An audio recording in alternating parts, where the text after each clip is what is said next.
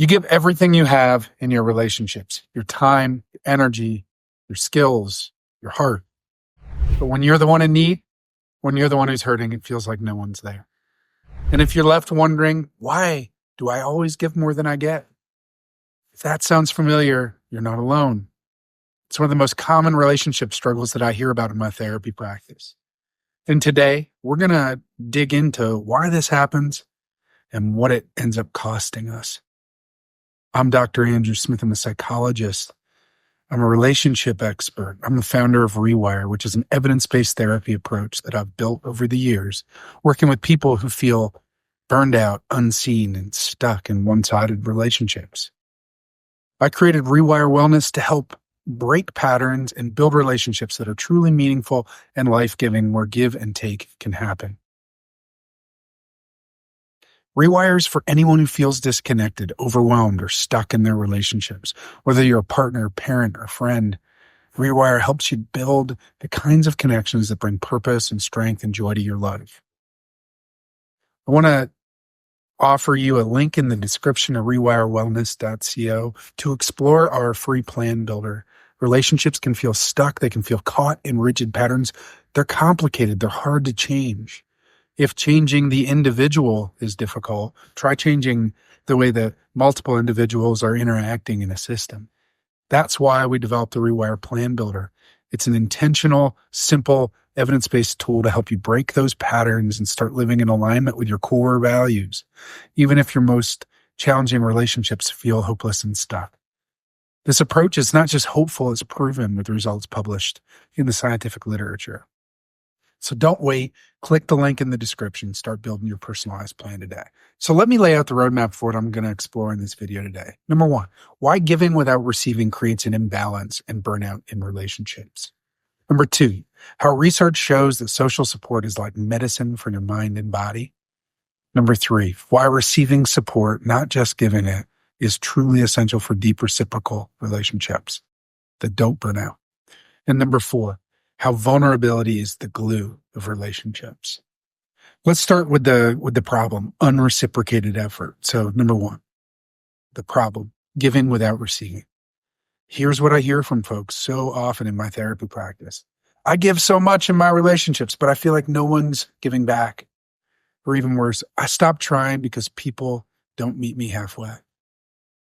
Unreciprocated effort, it's really exhausting. And over time, it leads to burnout, resentment, isolation, even when you're surrounded by people. Let's take Jim, for example. Jim loves to serve other people. He's the person everyone calls when they need help. But when Jim's the one who needs support, he doesn't ask. He doesn't share what he's feeling. And here's what happens. Jim's wife, Jess, says, "You don't let me in. I don't know how to help you. So I stopped asking." This is what happens when we're comfortable giving, but actually struggle to receive. It creates an imbalance. The giver feels drained, Jim feels drained and alone, and the other person feels powerless to connect and serve. If that sounds familiar to you, it wouldn't surprise me. I see it a lot. So let's move to part two of today's video, why social support is medicine, or how social support is medicine. Here's what the science tells us. Social support, it's not just kind of a nice thing to have. It's medicine. It's essential. Research shows that social support, both giving and receiving, which are the two parts of the equation, do a bunch of trains diagnostic things. Number one, they lower your risk for heart disease and high blood pressure. Number two, they improve metabolic health. They improve the way that your body processes sugars and insulin. Number three, they reduce anxiety and depression. Number four, they increase your life expectancy. Those are just some of the ways. Number five, here's another one. They improve whether or not you're going to respond to psychotherapy in a mental health treatment situation. And here's why. When you give support, your brain releases the good stuff, the chemicals like dopamine and oxytocin, the things that make us feel connected and rewarded. It's biologically rewarding to give other people support. It lowers your stress. It improves your mood. It strengthens your immune system. But here's the catch. Giving is only one half of the equation. And to unlock the full benefits of social support, you also need to be willing and able to receive it. And that's actually where I think most people that I know struggle. So let's move to part 3, why receiving support feels so difficult. Receiving support requires something that feels risky. That is vulnerability. When you ask for help or admit that you have a need, you're opening yourself up. You're trusting someone else to show up for you. And that can be scary. Maybe you're afraid of feeling like a burden, or you're really proud of your self-sufficiency. Certainly I fall in that camp sometimes. Or maybe you've been let down before and you're protecting yourself. You decided it's safer to go it alone. Probably a combination of all 3 of those things. But here's what I want you to think about.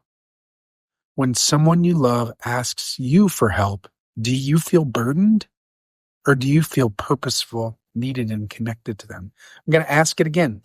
When someone that you love comes to you and says, can you please help me? Does that make you feel needed and wanted and loved? Or does that make you feel burdened? Chances are that makes you feel needed and wanted and loved if you're anything like me. And your loved ones, they feel the same way when you let them support you.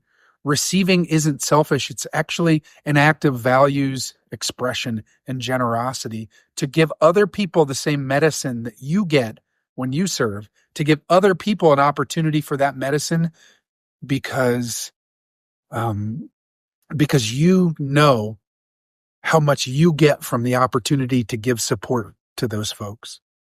Again, to give them the chance to care for you and love you and serve you, to receive from them, is a way of offering them the same medicine that you get. So why would you withhold that from them? I think I hammered that point home, but I think it's a really crucial way to spin the axis and think about it in a different way. You not being willing to receive is preventing the people in your life from getting those good biological rewards.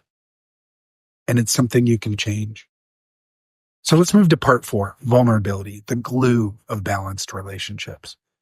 It's so important to the give and take of relationships. And I define it being vulnerability as 2 things. Number 1, part 1, expressing your needs, desires, struggles, wants. And part 2, allowing someone to respond in their own way without manipulating you. Again, that's expressing what you need, want, desire, are struggling with, and B, allowing people to show up for you in that. When you let someone else step up for you, you've created space for reciprocity. That balance of giving and receiving is what makes relationships rewarding, resilient, life-giving.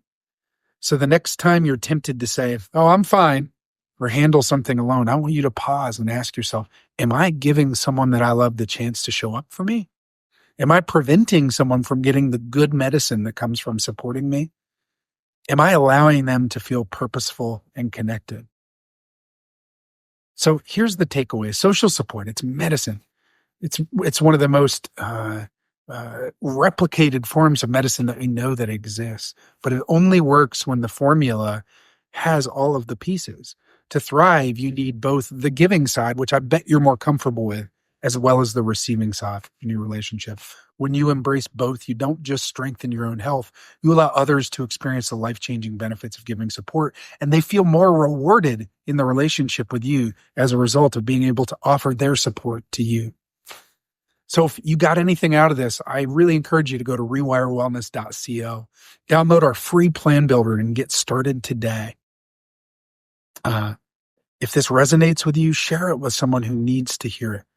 Like it, subscribe it. Let's keep building meaningful, connected lives together and build your plan now. Rewirewellness.co. Join us in this community. Thanks. See you soon.